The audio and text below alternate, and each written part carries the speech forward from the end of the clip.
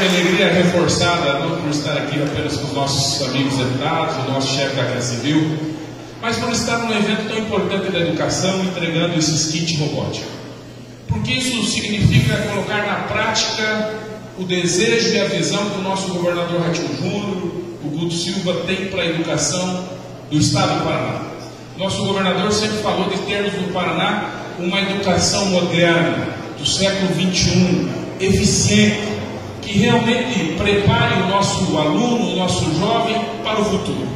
E todos nós sabemos que no futuro, que no amanhã, boa parte das nossas profissões estarão ligadas à tecnologia da informação.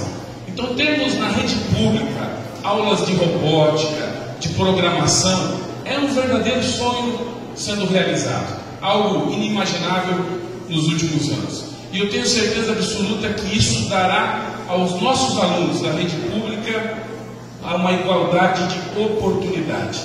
E o Paraná é isso, deve ser uma terra de oportunidades para todos. O nosso aluno da rede estadual terá no estado do Paraná a mesma oportunidade do que um aluno de uma rede privada. Esse é o nosso sonho, esse é o nosso objetivo, e a tarde de hoje é um passo muito importante nesse sentido e nessa missão.